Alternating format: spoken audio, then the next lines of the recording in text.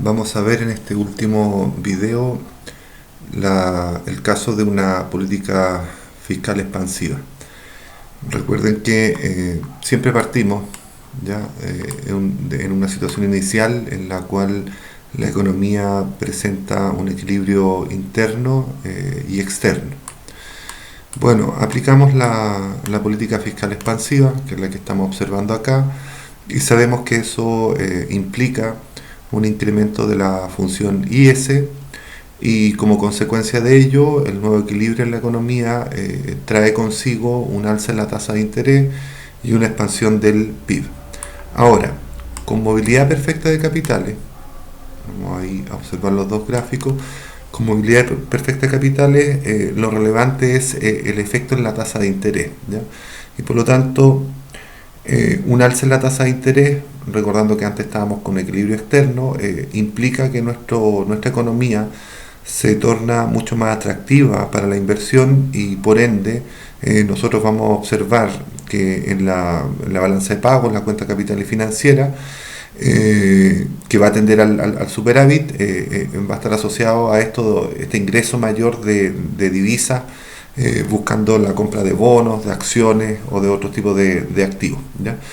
Y bueno, y obviamente la economía va a observar una mayor abundancia de dólares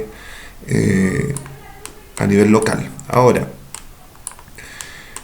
tenemos que ver el sistema de tipo de cambio. Entonces, ya sabemos que va a haber una mayor abundancia de dólares. Si el sistema de tipo de cambio es libre, la mayor abundancia de dólares se va a ver reflejada en la cotización de esta moneda. Y por ende, el dólar se deprecia. Y al caer la cotización del dólar, también cae el tipo de cambio real. Y sabemos, la caída o la contracción en el tipo de cambio real desincentiva a las exportaciones e incentiva un mayor volumen de importación. Y por lo tanto, la cuenta corriente de la balanza de pagos va a tender al déficit. El punto es siempre recordar, ¿ya?, de que la balanza de pagos va siempre a buscar ese nuevo equilibrio y por lo tanto lo que originalmente era un superávit en la cuenta capitales producto de la mayor entrada de divisas incentivada por el alza en la tasa de interés, se va a ver contrarrestado por la cuenta corriente que va a tender al déficit debido a una contracción en las exportaciones netas. Bien, sabemos, y ya terminando con este análisis, que si las exportaciones netas disminuyen, va a caer la demanda y por lo tanto la función IS regresa a su punto original. Y es necesario en particular que ese punto original implique que la tasa de interés final de la economía sea equivalente a la tasa con la cual partió. En ese momento ya no hay más incentivos para que sigan entrando dólares. Y si no entran dólares, bueno, se detiene por lo tanto el proceso en el cual el tipo de cambio real estaba cayendo y la expansión original de la IS se revierte absolutamente después con el tiempo con una contracción de esta misma función. Importante también destacar que este proceso se da, me refiero específicamente a la expansión de la IS. O sea, la IS en una primera instancia, producto de la política fiscal expansiva, se incrementa, ¿ya?, y después, producto de una caída en el tipo de cambio real, se contrae, ¿ya? Por lo tanto, el PIB crece y después vuelve a disminuir. Esa es la situación para un sistema de tipo de cambio libre. ¿Qué es lo que pasa si yo tengo un sistema de tipo de cambio fijo?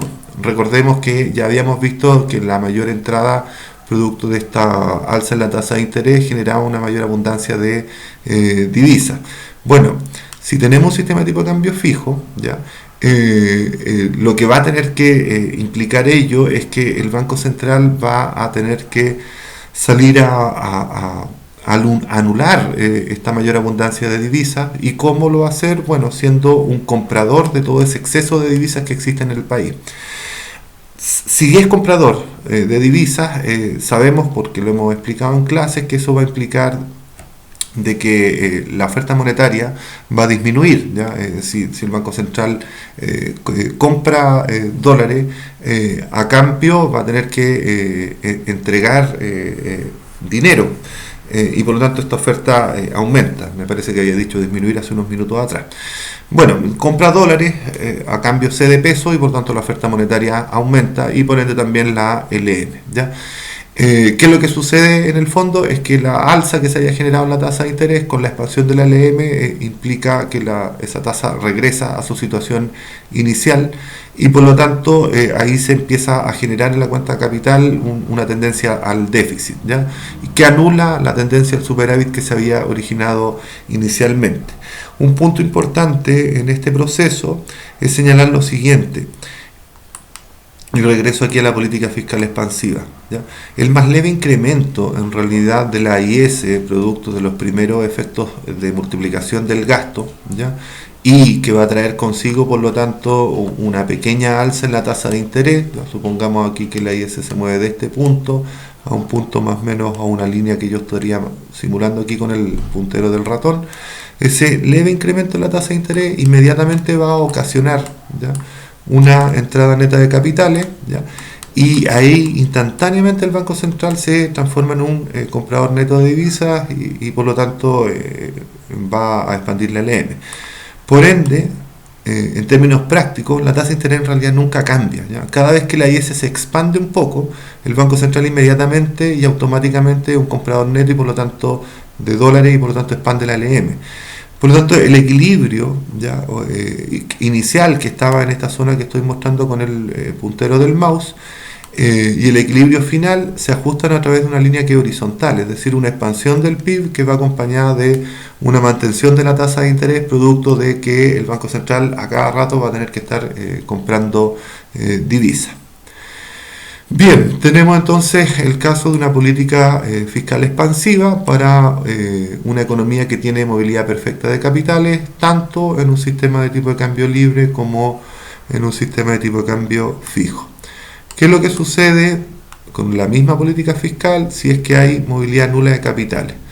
Ya lo habíamos explicado en los videos anteriores que en la movilidad nula de capitales el efecto tasa de interés no tiene ninguna relevancia, producto de que, dada esta característica que presenta la movilidad de capitales, no va a poder ni incentivar la entrada de dólares o desincentivarla hacia una salida si es que la tasa hubiera bajado. Entonces, ¿dónde tengo que yo mirar? Lo que yo tengo que hacer es mirar el comportamiento del PIB, ¿ya?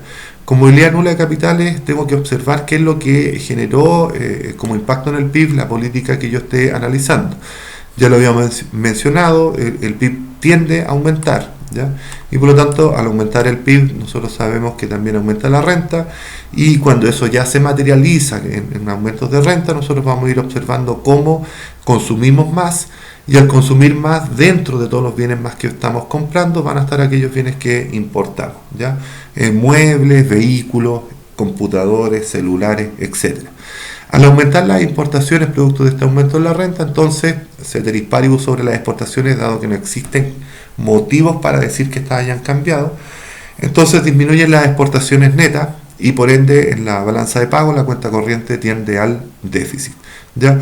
Todos los bienes que nosotros importamos, sabemos, tienen que ser pagados y por lo tanto empieza a aumentar una salida de dólares para financiar este consumo de bienes importados, y en la economía local nosotros vamos a empezar a notar que hay una mayor escasez de divisas.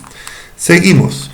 Ahora que tenemos claro el efecto sobre la divisa, ¿ya? ¿Qué es lo que sucedería si nosotros tenemos un sistema de tipo de cambio libre? Bueno, la mayor escasez de divisa se va a ver reflejada en su cotización en el mercado, ¿ya? Y por lo tanto el dólar se aprecia y por ende el tipo de cambio real se incrementa. Como el tipo de cambio real es el que influye en las exportaciones netas, con un tipo de cambio real más alto, se incentivan las exportaciones, se desincentivan las importaciones y por ende la cuenta corriente tiende al superávit, ¿ya? Con esto yo anulo el efecto original en la cuenta corriente, que era tender al déficit, con tendencia al superávit.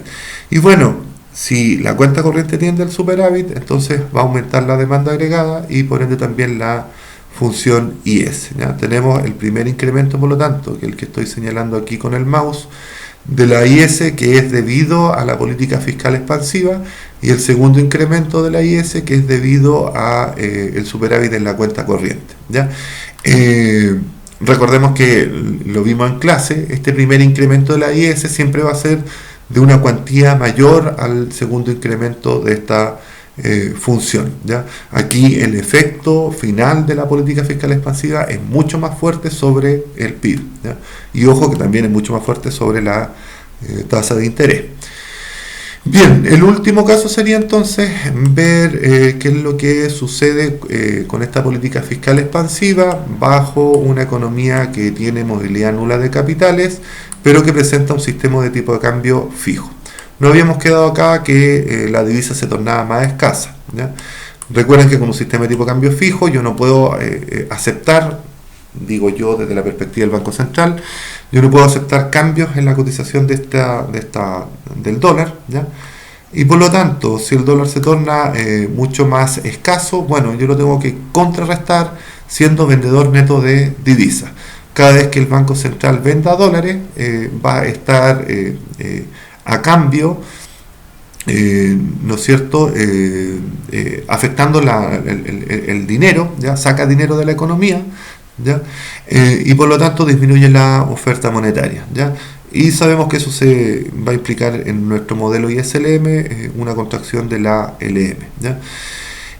¿Hasta qué momento se empieza a contraer la LM? Bueno, hasta que el efecto que generó esa mayor escasez de divisas se anule, ¿ya? Y lo que había generado esa mayor escasez de divisas era un PIB más alto. Por lo tanto, la LM se va a seguir contrayendo hasta que regrese el PIB a su punto original, ¿ya? Que es lo que en el fondo yo estoy reflejando acá. Disminuye el PIB, ¿no es cierto? Y al ir disminuyendo el PIB va disminuyendo obviamente los niveles de renta y van bajando nuevamente las importaciones, ¿ya? Por ende, una política fiscal expansiva con una movilidad nula de capitales, ¿ya? Va a generar en nuestra economía una expansión de la IS, producto de la política fiscal que habíamos mencionado, y una contracción de la LM, producto de la reacción que va a tener que mantener el Banco Central para mantener el sistema de tipo de cambio fijo. El PIB sí se incrementa, ¿ya? Y después se contrae. La tasa de interés se va al alza absolutamente.